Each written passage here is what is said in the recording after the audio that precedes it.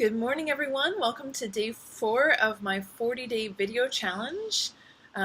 Today I want to talk about something really important, and it's the why of my business. And what is the why? It's why am I doing this? What is my long-term vision?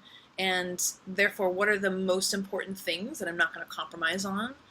And that's like a really important implication. So when we started this company, we knew where we fit, and we knew what this business was, and we knew what the core, say, brand values of our business were. But identifying what your why is, like, why are you in business? Why should people care? Why are you doing this thing that you're doing? And then also having those like brand values and your messaging and the reason that you make decisions, like those things are connected to one another.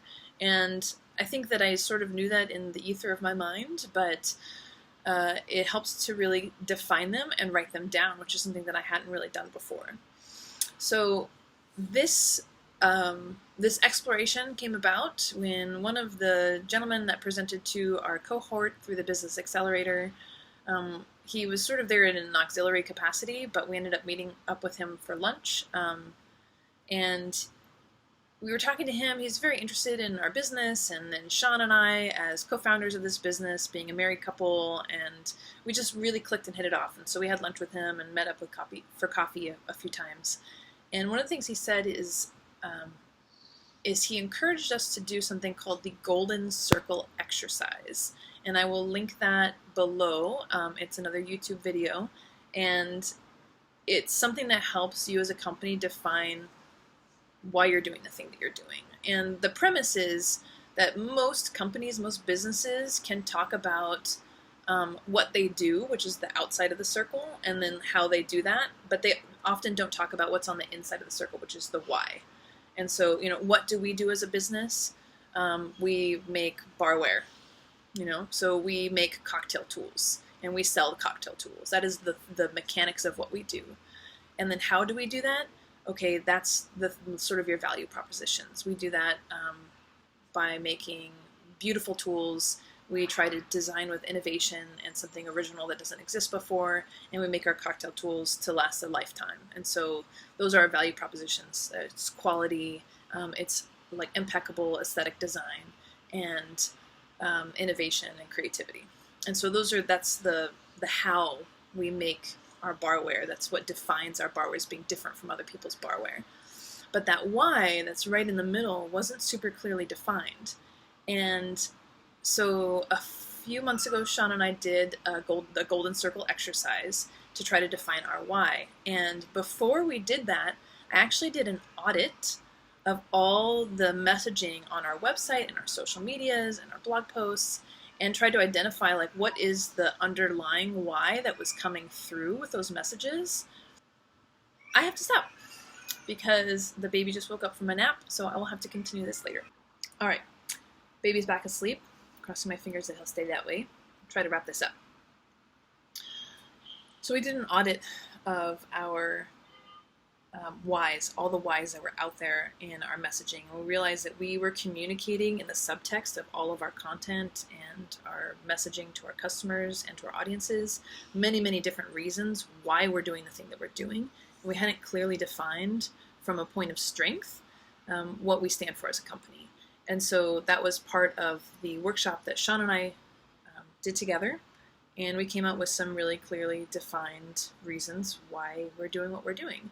And we knew that it was really hard to engage in that process, but one of the tools that I used was just to think back over the last few years. Every single time we had to make a hard decision, what was the thing that we said, no, we're not going to compromise on this. This is something that's really important to us. And in our Kickstarter crowdfunding campaigns, often that was quality. It says, no, it's more important to get this right to deliver in the timeline that we said we were going to deliver. So we weren't interested in cutting corners. We had to end up with a quality product, and that's one of the 3 like core values of our design philosophy is quality, like uncompromising craftsmanship and the quality of the tools that we make. In terms of our overall why as a company, we identified something that we didn't really realize was there, which was a really powerful thing. And that is the way that we approach alcohol, the way that we approach cocktails. I mean, we make cocktail tools, and so we're obviously involved in the beverage alcohol industry, which has, you can have mixed feelings about. On the one hand, like cocktails and beer and wine is like super helpful in terms of social relaxation and enjoying and celebration. And on the other hand, it is a substance that is often abused and abused aggressively, and that is not something that we desire to promote. And so there's this in-between place where a lot of companies, like a lot of spirits brands, are like, here, buy our rum, here, buy our vodka, but drink responsibly. And that is a message that has to be said all the time.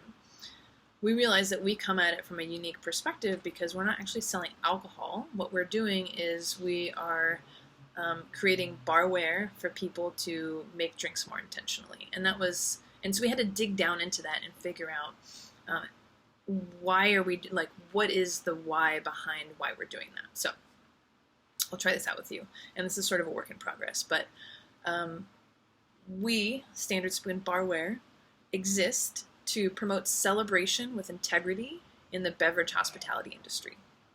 So we stand for stewardship and personal responsibility, and we stand against selfishness and consumerism. And that's like a really dense working vision that we have. Like that's our internal why. And this isn't an external thing that we talk to.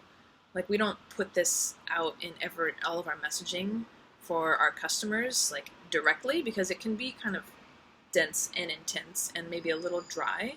But it's the thing that we internally hold is like, this is why we're doing what we're doing.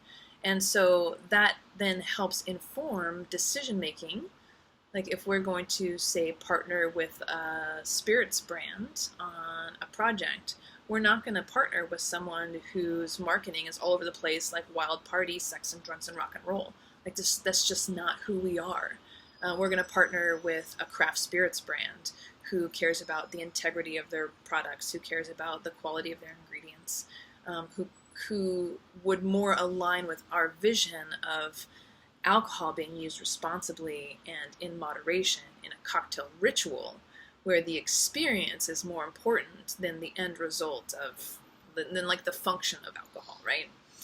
So that's one of those, like that's when we defined our why, we actually defined that underneath the reason that we're doing all these things is this big sort of a social component of promoting responsible consumption of alcohol as a way, like really as a way to celebrate. Like we want you to enjoy cocktails so that you actually wake up the next day as a better man or a woman. Because the way that you've experienced that product is a way that has enhanced your community and your relationships, because you've had people over for like a nice intentional beverage. You've created an environment of celebration, and as a result of that, you've had meaningful conversations. You've created more deep connections with the people that you love and care about. And so the cocktail becomes a way to enhance your life as opposed to detract from it. And you don't enjoy to the point of waking up and feeling crappy about yourself. So that's sort of like our super core underlying why. And we were able to identify that because we did a workshop using the golden circle exercise, again linked below. And that's all I have time for today, but thank you for coming, and please like this post if you liked it, and follow our channel, and come back tomorrow for vlog number 5. Have a great day. Oh, and one more thing I forgot to say earlier. The number one thing that I need to finish from yesterday was to get a sleep plan together for this one, which I did. I called my friend, and we have a plan, and I just have to pick the date that we're going to start sleep training. The number one important thing for me to accomplish today is to go home after this, spending time with my kids at the beautiful San Diego Bay. And I need to go home though and ship a wholesale order out to the East Coast. So that's the number one thing. Then I can invoice for it, make that money. Gotta make that money, gotta bring it in.